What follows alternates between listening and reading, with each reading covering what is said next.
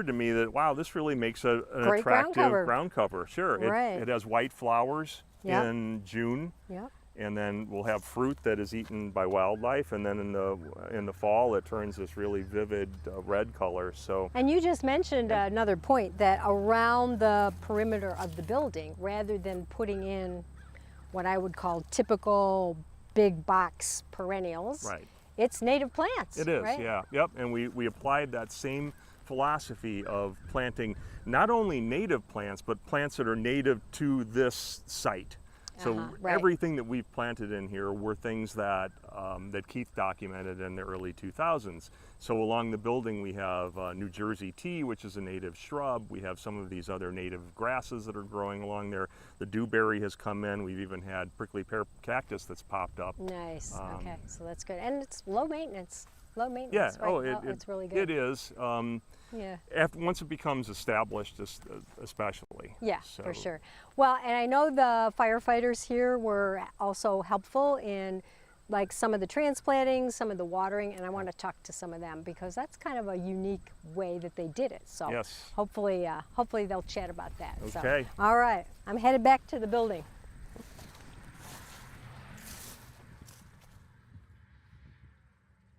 Now I'm with firefighter Mark Catanzarite, and this is your station.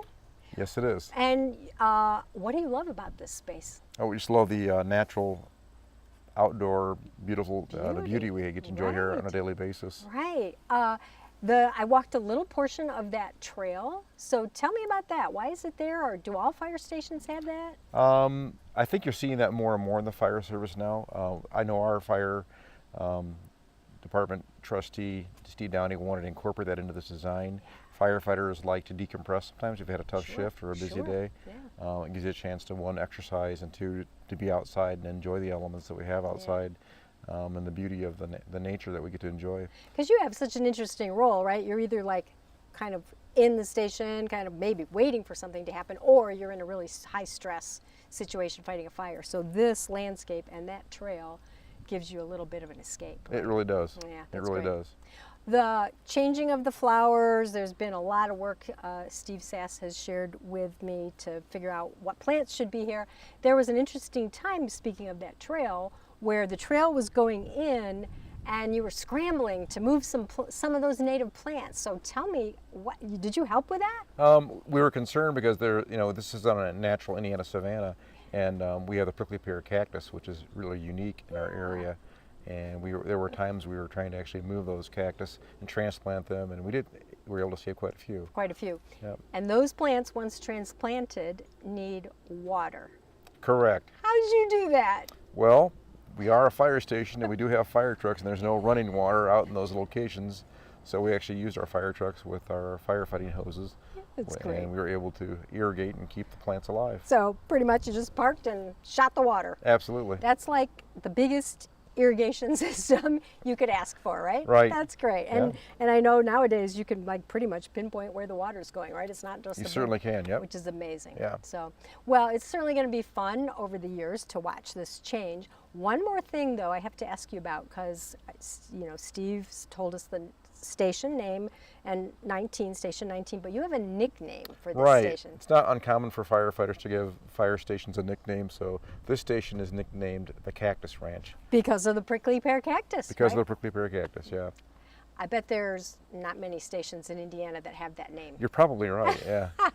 Well, that's if you want to enjoy it, you can come inside and we'll show you the logo. All right, I'm going inside to look at the logo. Let's go check it out.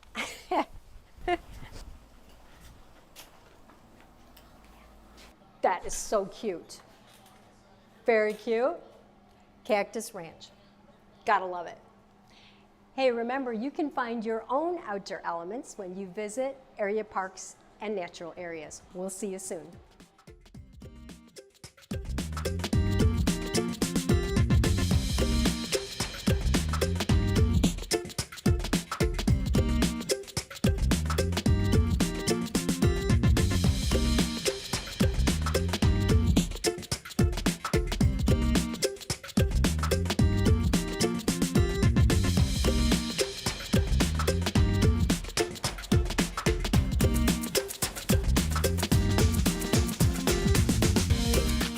WNIT local production has been made possible in part by viewers like you. Thank you.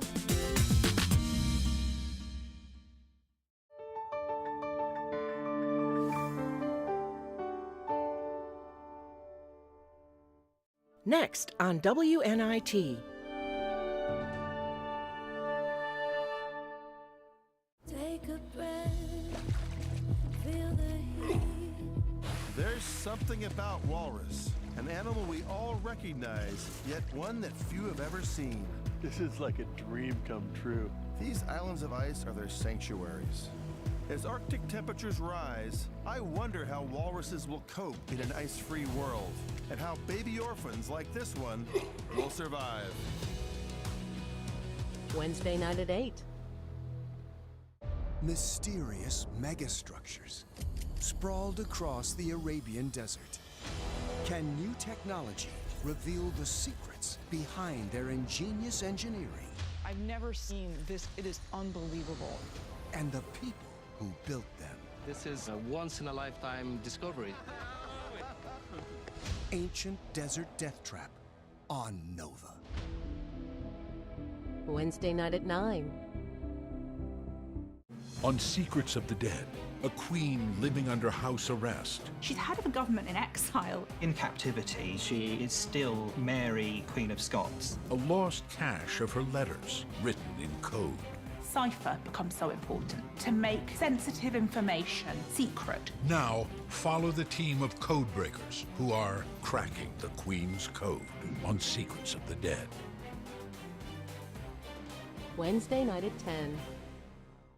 It is my hope that PBS and WNIT will be able to continue providing high-quality educational and informative programming for our community. I believe it's just a valuable asset for the viewers in our area.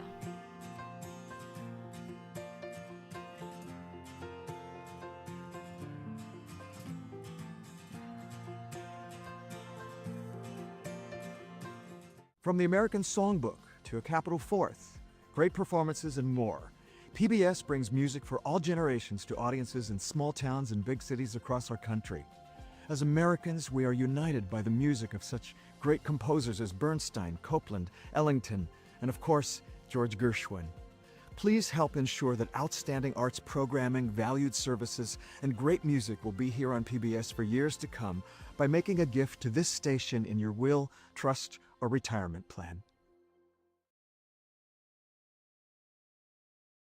Support for programming on WNIT comes from viewers like you and by providing banking products with technology to serve our communities across Indiana. Lake City Bank. You're watching PBS Michiana, WNIT, South Bend, Elkhart.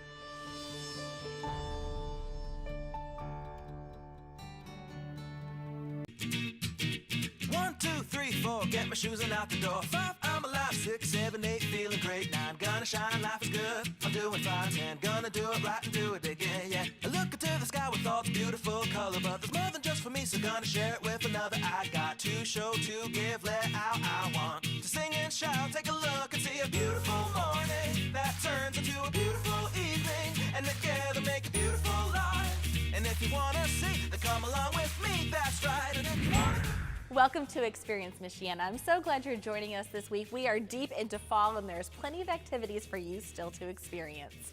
We're going to be talking about Disney's Descendants. That is going to be performed with Premier Arts over at the Lerner. You might see some familiar faces. That's right, some of the Jorgensen girls are actually in the show. Be sure to get your tickets for that one. It is one weekend only. Also, we're going to be talking about the Fall Fling happening at Bendix Woods. This one is great, especially for those little kids under 5. You want to get all those details, including a hayride, lots of fun activities with them. But first up, right here, well, we're taking a look at the Requiem of Hope. That concert is coming up soon. You want to make sure that you get all the information coming up next. Well, today we're coming to you from Kosciuszko County, and my friends here in Winona Lake, we are at the Rhoda Heaver Auditorium. This is a phenomenal space in here. I can hear my voice echoing